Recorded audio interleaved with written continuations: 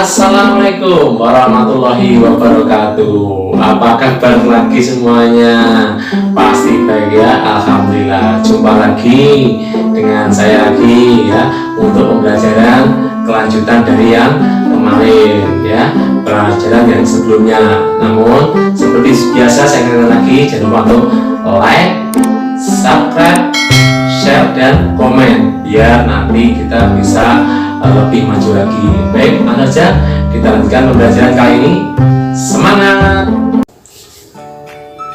Pembelajaran daring online kelas 5, tema 4, sehat itu penting.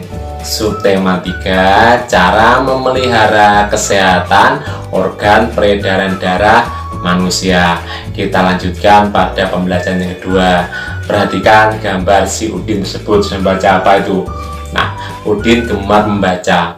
Udin memiliki banyak buku cerita rakyat.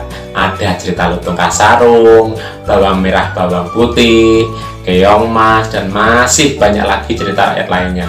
Udin jadi mengetahui beberapa cerita rakyat dari berbagai daerah. Sama seperti kalian ya. Ayo menulis. Nah, perhatikan siapa itu? Si Udin sama si Edo ya. Sore hari Edo bermain ke rumah Udin. Rumah Udin, Edo melihat banyak buku cerita di rumah Udin. Edo bermaksud meminjam satu buku cerita yang berjudul Kancil dan Siput. Udin pun meminjami buku ceritanya kepada Edo. Edo bergegas pulang setelah Udin meminjaminya buku. Tidak lupa Edo mengucapkan terima kasih dan berpamitan sebelum meninggalkan rumah Udin. Sikap baik apakah yang perlu kamu teladani dari Udin? Nah, sikap baik apa pula yang perlu kamu teladani dari Edo? Mengapa kamu teladani sikap baik Edo dan Udin? Bisa jawabanmu. Yang pertama, sikap baik yang Udin apa? Ya, Udin tidak pelit bertemannya. Dengan kata lain, Udin orang murah hati. Yang kedua, sikap baik Edo yang perlu diteladani apa? Iya, setelah diberi pinjaman, dia mengucapkan terima kasih dan juga berpamitan ketika pulang. Yang ketiga, alasan meneladani sikap Udin dan Edo. Nah, kenapa harus diteladani? Ya, karena sikap mereka dapat menjadi acuan atau tolok ukur kita dalam berteman ya. Kalau berteman itu tidak usah pelit-pelit ya, yang murah hati seperti si Udin. Nah, dan juga kalau sudah dipinjami ucapkan terima kasih. Jumlunu saya harus terima kasih ya. Ya, lanjutnya ayo mengamati. Perhatikan cerita bergambar berikut ini. Nah, berikut ada cerita bergambar. Alkisah diceritakan bahwa Raja Siput mengetahui akan kedatangan makhluk paling cerdik di hutan. Itu siapa? Si Kancil ya. Raja Siput mengumpulkan wargananya untuk bersiap-siap menghadapi kecerdikan si Kancil. Saat si Kancil datang, Raja Siput menyambutnya dengan kepongaan dan kesombongan. Si Kancil bercerita tentang kecerdikannya yang berhasil mengelabui atau ngapusi ya harimau dan manusia. Siput yang mendengarkan kesombongan si Kancil merasa geram, ingin segera menguji kecerdikan si Kancil. Nah, setelah mendengar cerita kecerdikan si Kancil, Raja Siput menyampaikan maksudnya yang ingin menguji kecerdikan si Kancil dengan menantangnya berlomba lari sampai ke hulu sungai.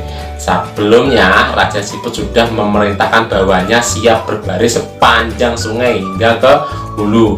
Mereka sepakat bahwa jika Kancil yang berencana lari di daratan memanggil Siput, maka Siput yang ada di depan Kancil menjawab Nah, itu di Kancil dihapusi.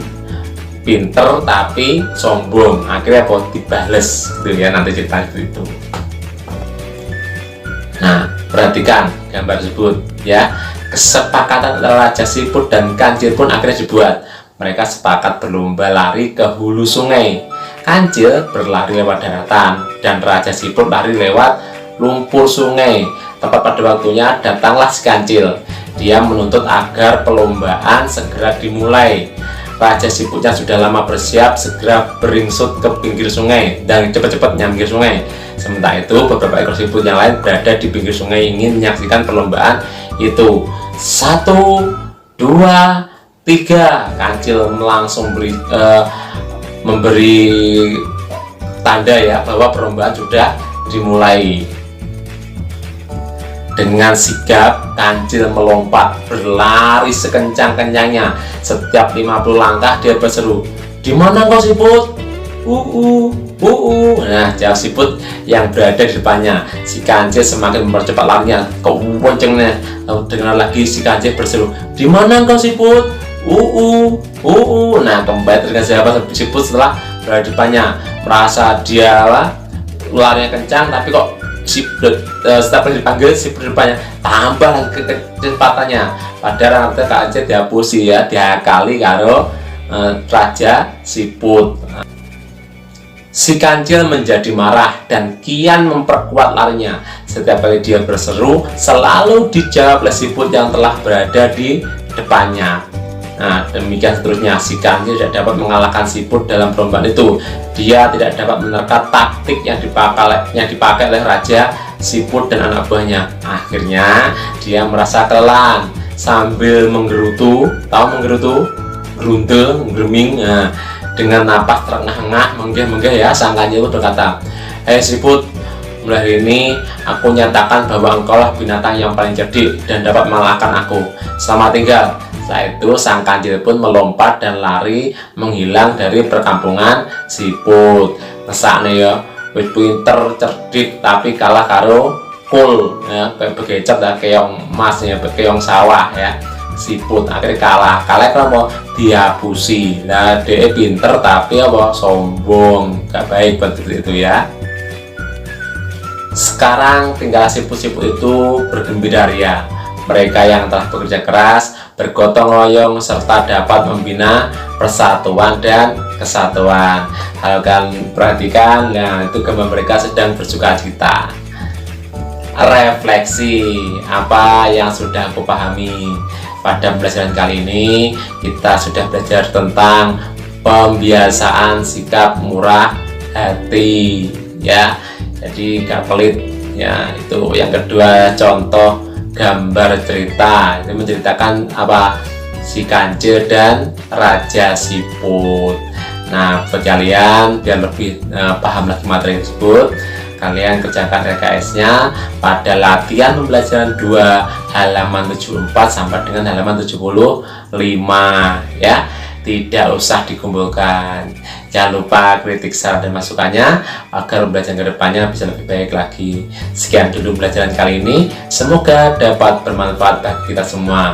Tetap semangat belajar, jangan lupa olahraga, senantiasa berdoa, dan selalu patuhi nasihat kedua orang tua.